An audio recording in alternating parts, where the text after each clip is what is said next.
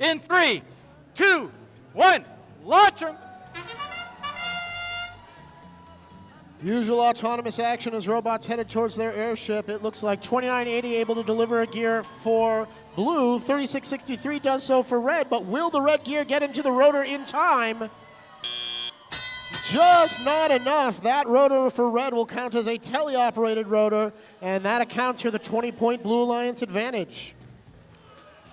Reserve gears now in place for both alliances, and that'll be enough to get the second blue rotor spinning, which will extend their lead. 60 points now, the Blue Alliance lead, but red right behind as their second rotor is spinning, and a third and fourth gear on board and in place for that third gear set. Fuel spilled on the field right here in the vicinity of the blue airship. Red robots in their feeder station retrieval zone trying to pick up gears as another one gets on board the red airship, and it'll be just one gear short of completing that third rotor for red. 5937 MI Robotics in position for blue. They've put a gear on the lift and expertly brought into that airship by the 2980 pilot.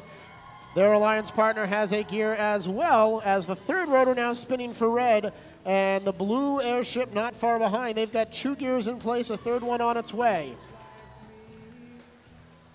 We're approaching 1 minute to play in this match, and so far it has been all about the rotors. Another gear coming on board the red airship, the surf pilot holding on to that. He'll release the lift and then put that gear in position, as it is now a 20-point Red Alliance advantage thanks to that third rotor. We look at 360, the Revolution, putting a gear on the blue airship. That's been brought on board. 3826, the surf robot, going to try to do the same for red. They are able to do so, and as more gears come on board, the third blue rotor starts spinning, and they regain the lead.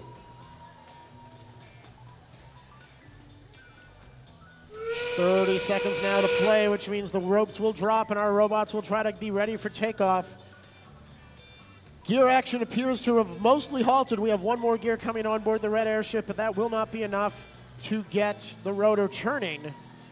Robots headed back to their airships to try to take off, but it is the Blue Alliance and 2980 that is putting fuel in the boiler. Just 1 kilopascal of pressure built up.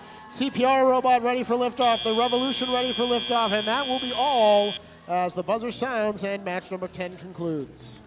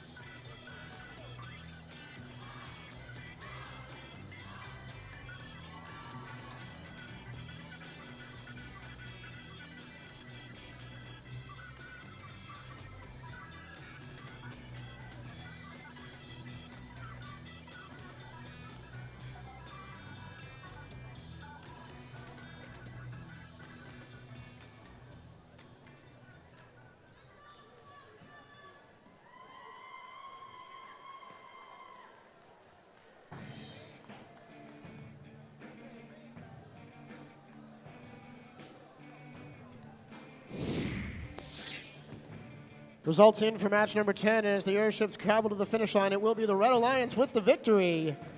230 to 206 is the final tally, and that'll send Surf to the number 1 spot.